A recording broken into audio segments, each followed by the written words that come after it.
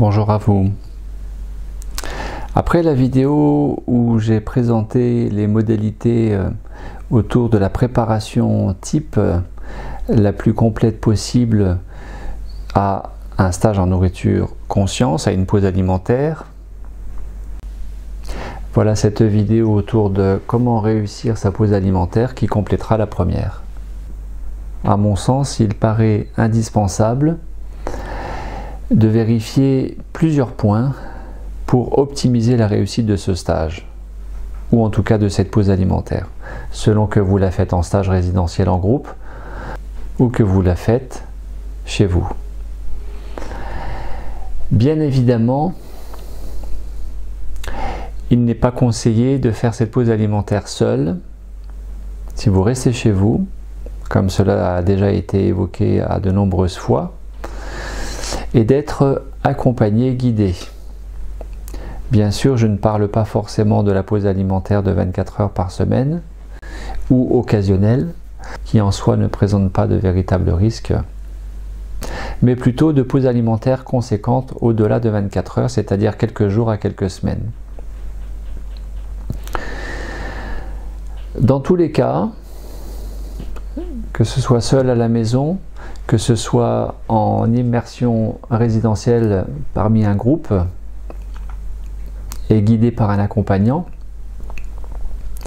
il convient de déterminer le plus judicieusement possible la période à laquelle vous souhaitez faire cette pause alimentaire, à savoir bien sûr en évitant le plus possible de maintenir l'activité professionnelle. Je vois régulièrement des stagiaires qui maintiennent une activité professionnelle quand ils font leur pause à domicile, ce qui est absolument pas raisonnable pour plusieurs inconvénients et risques. Inconvénient principal étant de ne pas favoriser l'immersion la plus complète dans ce monde qui demande à être exploré pendant la pause alimentaire, le monde intérieur, en se retirant temporairement du monde extérieur, et donc de maintenir l'activité professionnelle, en plus de limiter cette exploration de soi, cette écoute de soi, ce repos de soi, puisque le corps détoxine, donc il y a une fatigue. Il convient de ne pas dépenser outre mesure plus d'énergie encore. En plus de tout cela, maintenir l'activité professionnelle n'est pas sans risque. J'ai eu tout récemment cette personne qui, avant de venir en stage résidentiel, avait arrêté de manger d'elle-même depuis presque 10 jours et continuait de travailler, en l'occurrence de conduire son camion de 33 tonnes. Vous pensez bien que je lui ai très fortement conseillé d'arrêter et de se réalimenter avant de venir en pause alimentaire.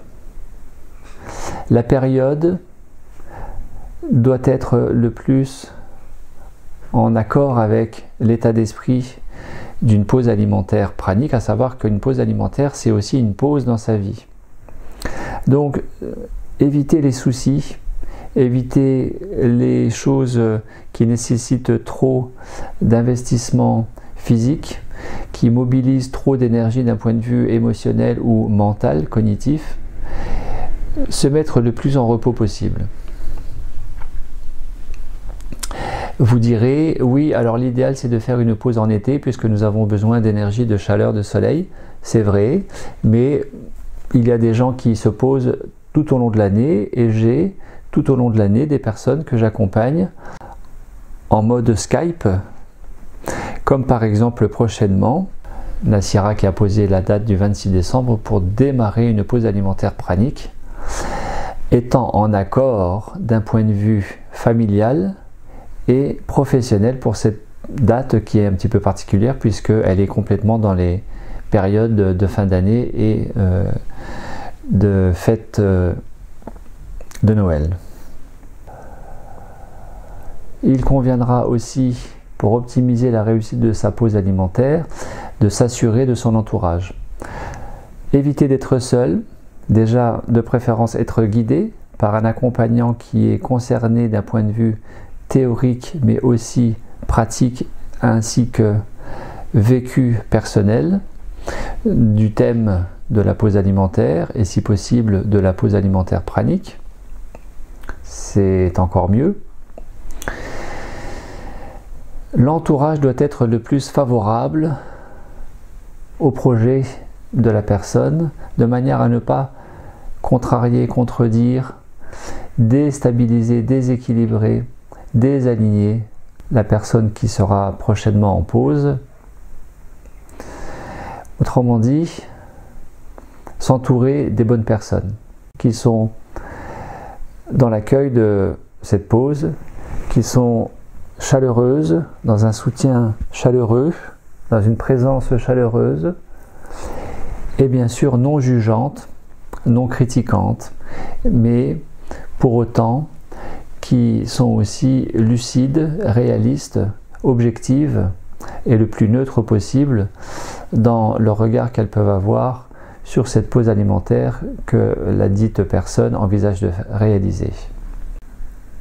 Comment réussir sa pause alimentaire? Parlons maintenant du stagiaire en tant que tel. Pour moi, il convient de vérifier deux conditions au préalable. Bien évidemment, la préparation.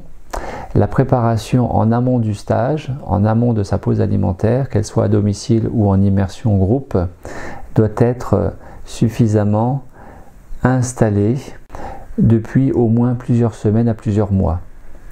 Savoir prendre le temps est très important, ne pas se précipiter pour décider de façon un petit peu impulsive d'arrêter de manger pour X temps, de faire une pause alimentaire, de participer à un stage en nourriture pranique. Se préparer est très important. Je vous invite à revoir cette vidéo sur comment préparer une pause alimentaire pranique. Autant que concernant l'entourage, je vous invite à revoir s'il y avait besoin cette vidéo sur comment ne plus se soucier de ce que pensent les autres. Cela peut être utile de revoir ce que j'y avais présenté. À la question d'une pause alimentaire, peut se poser aussi la question de faut-il refaire une pause alimentaire si elle a déjà été faite? Faut-il revenir dans un groupe en stage pause alimentaire pranique? Là aussi, revoir cette vidéo. Faut-il refaire un processus de 21 jours? Cela dépend de plein de choses. Je dirais que la réponse tient à l'état d'esprit avec lequel vous souhaitez faire ou refaire une pause alimentaire. À savoir, pourquoi vouloir cette pause alimentaire? Est-ce que c'est pour une bascule pranique en faveur de la nourriture pranique? Est-ce que vous souhaitez améliorer votre santé? Est-ce que c'est juste à titre préventif pour une mise au vert pour quelque temps? Est-ce que vous souhaitez vous poser et prendre du recul dans votre vie? Est-ce que vous souhaitez y voir plus clair? Quelles sont vos réelles motivations? Et puis, à ce pourquoi, eh bien, se pose la question du comment. Comment procéder? Comment se poser? Comment, donc dans quel état d'esprit, réaliser déjà la préparation à la pause alimentaire? La pause alimentaire consiste en une unification, en un rééquilibrage, en une harmonisation des quatre corps. Bien évidemment, la préparation en amont procède d'une démarche spécifique sur ces quatre corps. La préparation doit être quadruple. Il doit y avoir une préparation sur le plan physique, c'est le fameux manger moins, manger mieux et pause de 24 heures par semaine. Schéma type. Le manger moins, le manger mieux, c'est la règle des 3 V. Végétaux, donc fruits et légumes, vivants, donc crus, et variés, de manière à éviter les carences si cette préparation devait durer longtemps. Comment vivre cette préparation à la pause, autant que comment vivre cette pause en tant que telle? Eh bien, ramener son énergie physique, mentale, émotionnelle, son activité au fait de vivre au présent. Évitez de rester dans le passé ou de demeurer en permanence ou trop souvent dans le futur. Vivre au présent. Vivre dans l'accueil plutôt que dans la résistance et dans la dualité, parce que la pause alimentaire pranique, c'est d'abord et avant tout une nourriture en conscience, de la conscience du présent. Faire de son quotidien une méditation, que vous mangiez, que vous ne mangiez pas, que vous travaillez, que vous soyez en vacances, que vous ayez des factures à régler, que vous ayez des impératifs, des contraintes, des obligations, et vivre le plus possible au présent, qui permet de mobiliser le plus possible aussi son potentiel et ses ressources à relever les défis du quotidien. Parlons de la pause alimentaire en tant que telle. Quel est son but? Le but de la pause alimentaire, c'est non pas pour moi d'être pranique. Pour moi, c'est d'abord de renforcer sa santé, comme l'a démontré le prix Nobel de médecine 2016, octobre 2016, le docteur Yoshinori Ohsumi, biologiste japonais, récompensé du prix Nobel de médecine sur ses travaux au sujet de la pause alimentaire et des bienfaits sur la santé, basé sur les principes de l'autophagie et de l'autolyse, à savoir que le corps, en l'absence de nourriture solide, va se mettre en mode survie et, entre guillemets, brûler tout ce dont il n'a plus besoin, à savoir les toxines, tout ce qui l'encombre, les métaux lourds, les choses accumulées, stockées, qu'il n'a pas pu traiter et métaboliser du fait de 3 repas par jour, du fait du manger trop, et qui prend déjà beaucoup de temps pour digérer. La pause alimentaire a pour but aussi de connecter davantage de joie, tout simplement la joie de se sentir pas seulement vivant, mais vivre au présent. Cette joie qui est là, sans objet, et qui est un véritable bonheur. Un véritable bonheur, c'est-à-dire à la bonne heure, donc au présent, de se sentir pleinement relié à soi, et donc relié au tout, relié à son entourage, à son environnement, qu'il soit humain, végétal, animal. C'est la véritable reliance à la vie. La pause alimentaire a aussi pour but de développer davantage de conscience, tout simplement de vivre plus au présent, d'être moins dans le mental, moins dans la dualité, et plus connecté, non seulement à la conscience, mais à la conscience du cœur. Quels seraient les moyens pour accéder à cela dans cette pause alimentaire?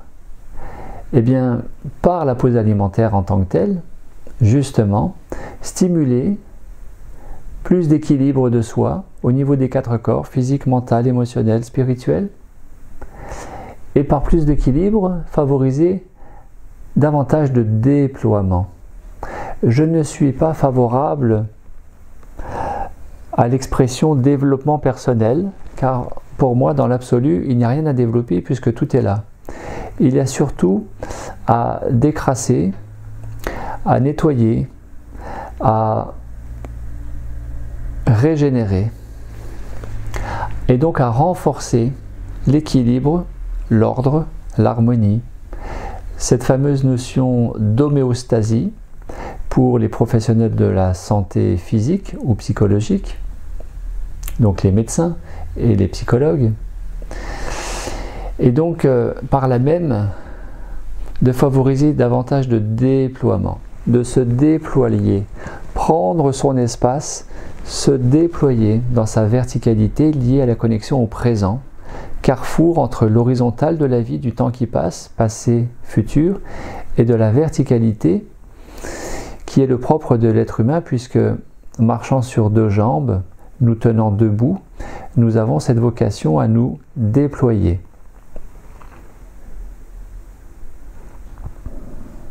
symboliquement parlant, nous sommes des antennes cosmotelluriques qui sommes complètement concernés dans cette vocation à nous reconnecter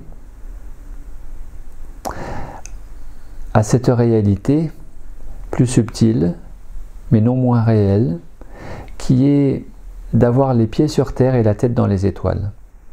Avoir les pieds sur terre, ancrés, et la tête dans les étoiles. Nous sommes à la fois terre, nous sommes à la fois ciel.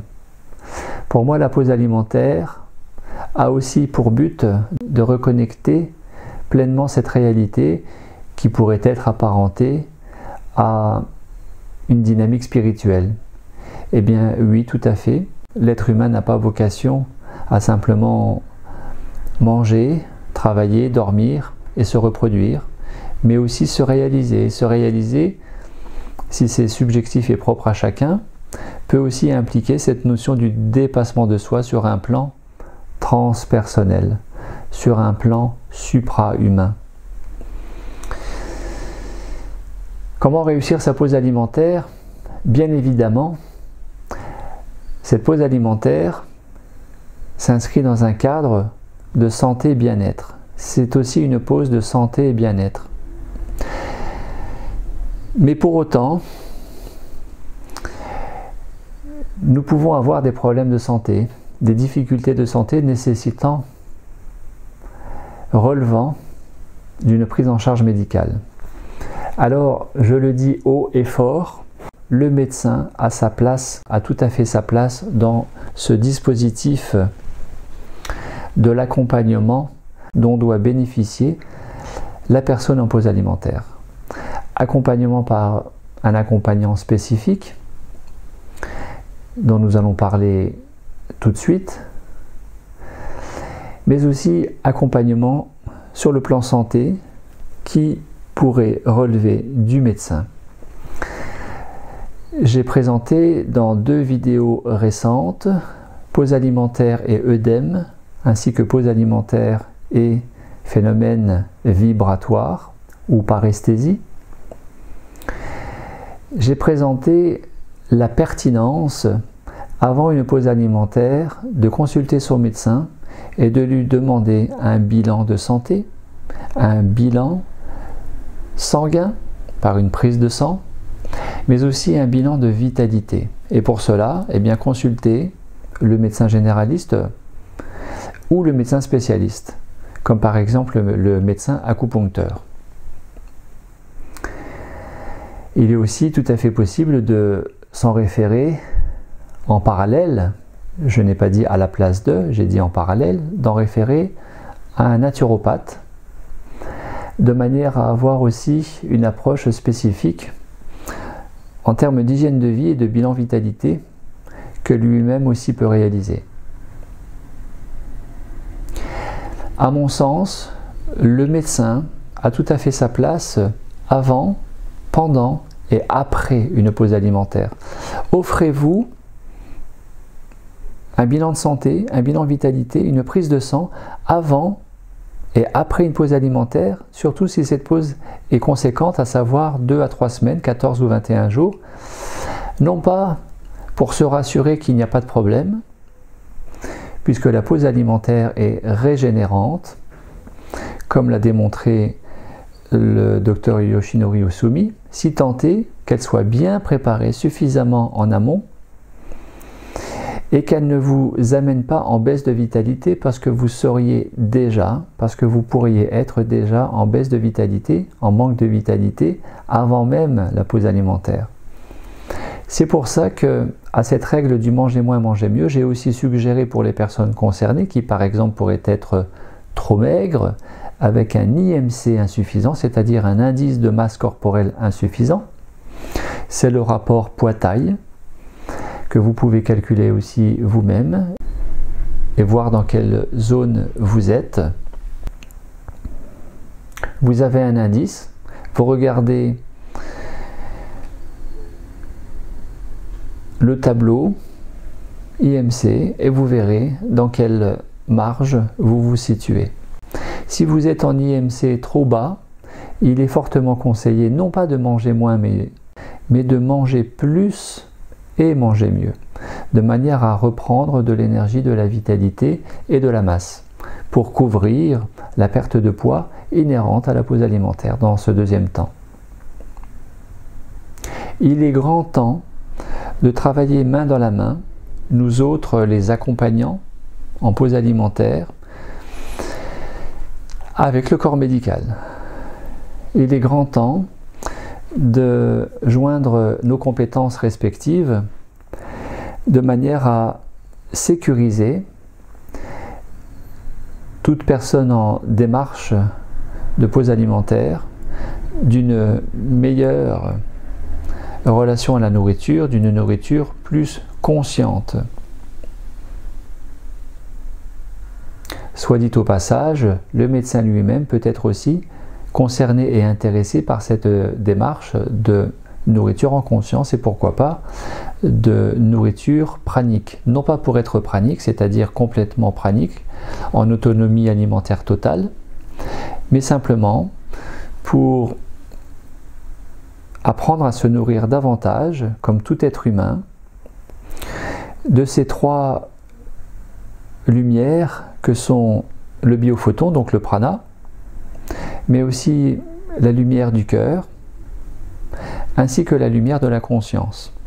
Plus que de se rassurer que tout va bien et que la pause alimentaire n'a pas généré plus de problèmes de santé, bien au contraire, elle aura l'effet tout contraire, comme je vais vous le présenter en vous parlant très prochainement de Gilles, qui était concerné par une pancréatite chronique. Eh bien, de consulter le médecin avant et après une pause alimentaire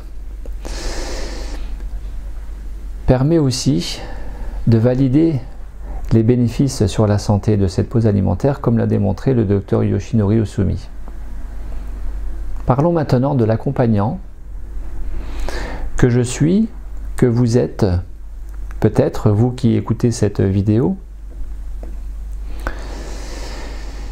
À mon sens, tout accompagnant se doit d'être 100% présent pendant la pause alimentaire.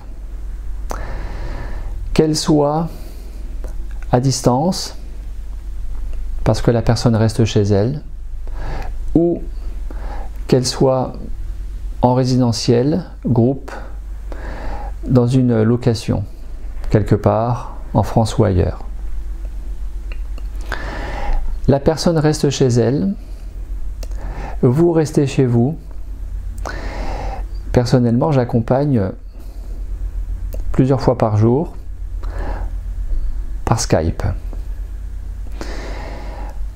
En dehors de ces plusieurs fois par jour, je précise toujours que la personne peut me téléphoner quand elle le souhaite, si elle est en difficulté, si elle a un besoin particulier. Elle peut me joindre quand elle le souhaite, jour et nuit. Je ne conçois absolument pas que vous soyez accompagné simplement par une correspondance mail à raison d'un mail par jour. C'est très insuffisant. Vous qui vous posez dans votre vie, qui faites une pause alimentaire, qui pouvez avoir des problèmes de santé, qui pouvez avoir un contexte particulier, santé ou entourage, ou une psychologie personnelle, ou un niveau d'équilibre émotionnel particulier, vous êtes en droit de demander une présence la plus présente possible de votre accompagnateur. Vous faites un stage en pause alimentaire, en immersion groupe, en résidentiel. Vous êtes en droit d'exiger que votre accompagnant soit présent 24 heures sur 24. Personnellement, je reste avec mes stagiaires jour et nuit. Je suis présent, disponible, accessible et j'informe. J'informe déjà par le biais du site internet www.pranainspire.com, j'informe par téléphone et j'informe par mail. En stage, en plus de tout cela, vous qui venez en pause alimentaire, il n'est pas exagéré de dire que vous remettez votre santé dans les mains de votre accompagnateur. Et donc vous êtes en droit d'exiger que vous bénéficiez d'une présence rassurante et sécurisante tout le long de votre stage. Il serait complètement incongru de voir votre accompagnateur s'absenter pour plusieurs jours avant de revenir, alors que vous êtes en groupe quelque part en stage.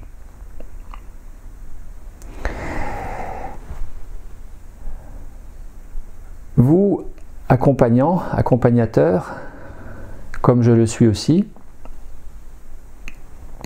vous êtes et nous sommes dans le devoir de conscience personnelle, de conscience humaine, de conscience professionnelle, d'amener les meilleures conditions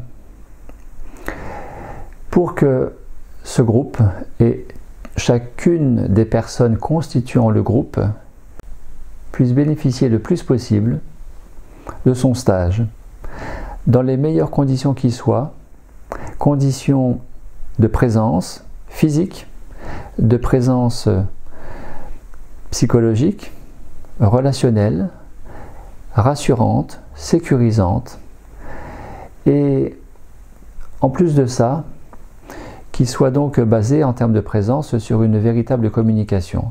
Communication qui ne veut pas dire échange, qui ne veut pas dire bavardage, mais qui veut dire d'abord et avant tout communication empathique, basée sur les principes de la relation d'aide.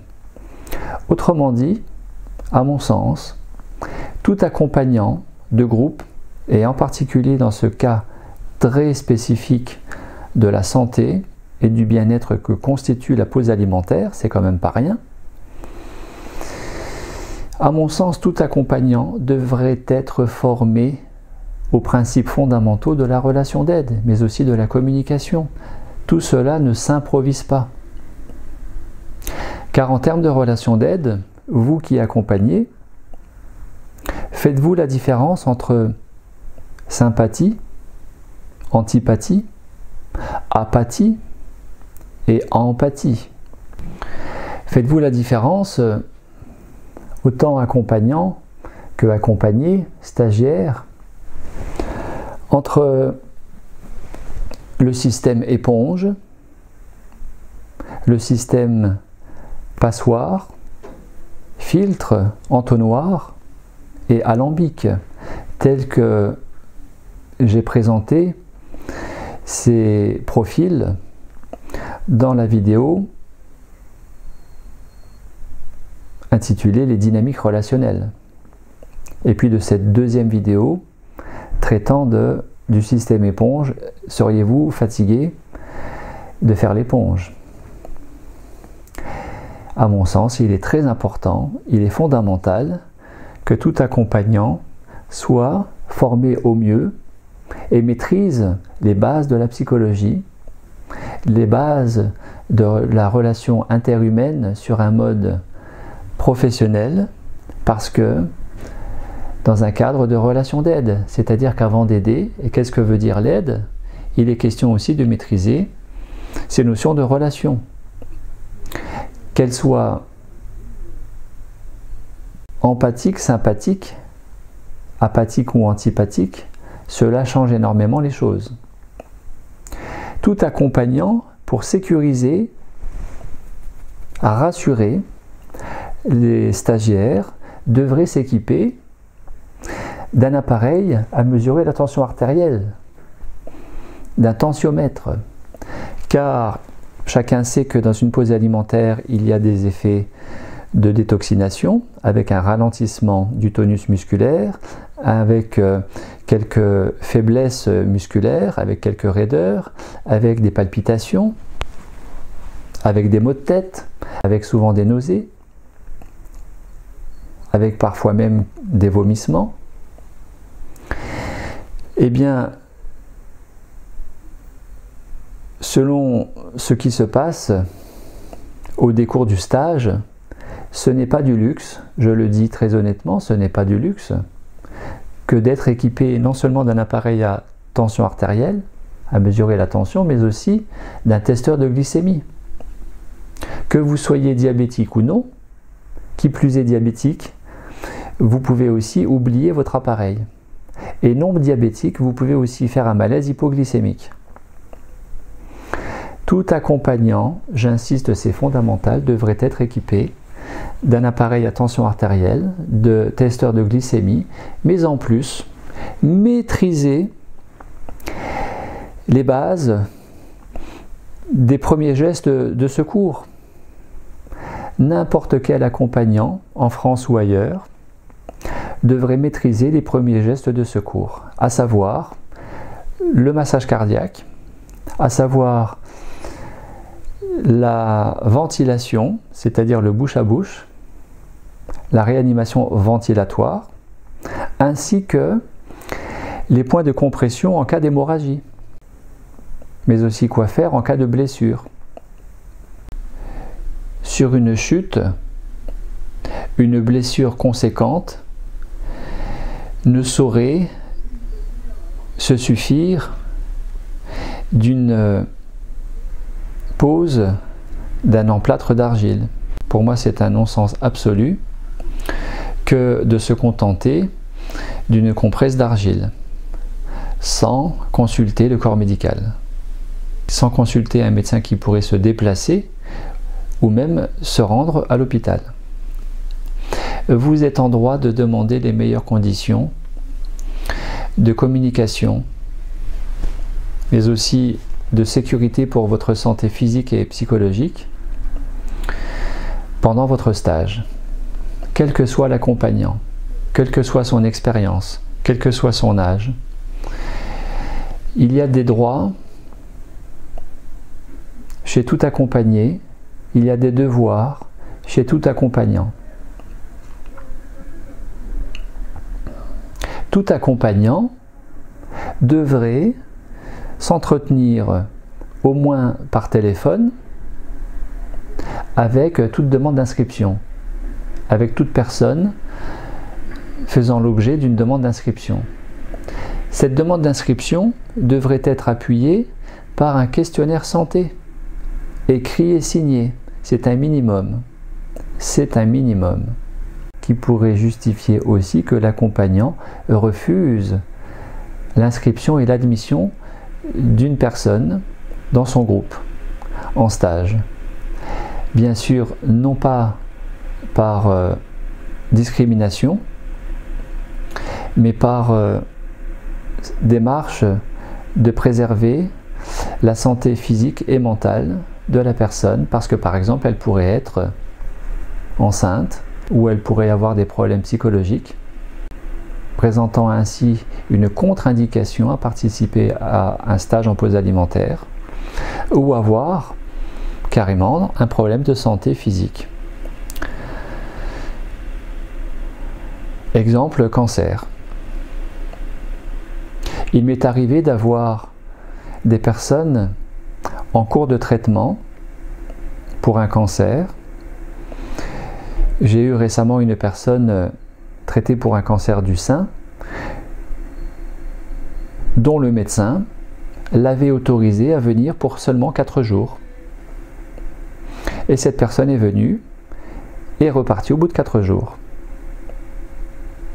Il m'est arrivé de refuser personnellement une personne confondant la nourriture pranique et l'anorexie, et qui souhaitait participer à un stage avec moi pour maigrir encore un peu plus et peut-être, disait-elle à demi-mot, rejoindre son mari qui était décédé il y a quelques années.